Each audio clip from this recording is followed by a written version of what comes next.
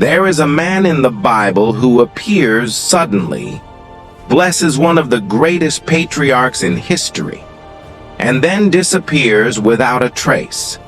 No record of his birth, no record of his death. Yet the Bible calls him a priest of the Most High God. Who was this mysterious figure known as Melchizedek? Many people read the Bible for years and barely notice his name. But when they finally discover him, one question always comes up. Why is such an important figure mentioned so briefly? To understand the mystery of Melchizedek, we have to travel back thousands of years, to the time of Abraham. After rescuing his nephew Lot from a group of invading kings, Abraham was returning from battle.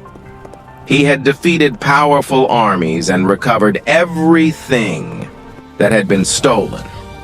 But on his journey back, something unexpected happened. A man came out to meet him.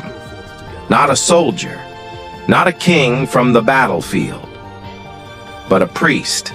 The Bible introduces him with these words: Melchizedek, king of Salem, brought out bread and wine. He was both a king and a priest of God Most High.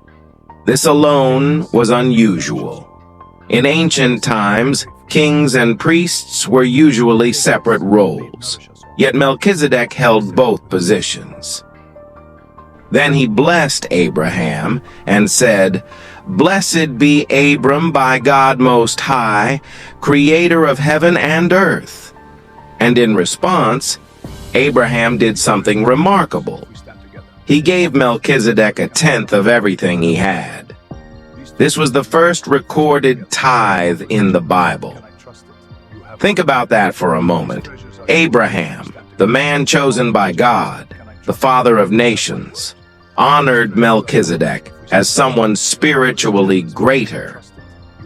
But who was this mysterious king? The name Melchizedek carries deep meaning. It means king of righteousness. And the city he ruled, Salem, means peace. So Melchizedek was both king of righteousness and king of peace. These titles alone make him stand out in the entire Bible. But the mystery deepens even further. After blessing Abraham, Melchizedek simply disappears from the story. No genealogy, no family history, no record of his death. In a book like the Bible, where genealogies are extremely important, this is very unusual. Why would such an important figure appear and vanish so quickly? Centuries later, another part of the Bible reflects on this mystery.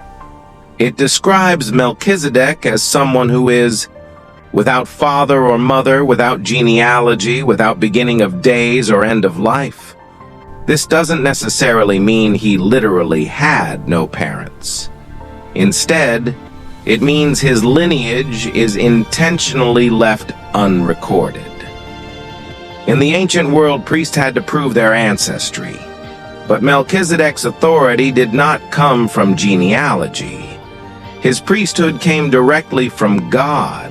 This made him unique and mysterious.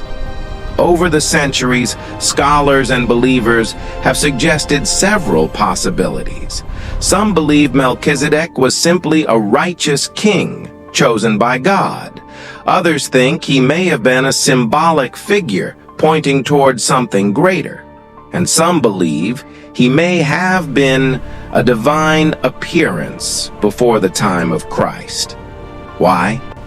Because the Bible later compares his priesthood to that of Jesus, not based on family lineage, but on divine appointment. This connection is why Melchizedek continues to fascinate Bible readers today.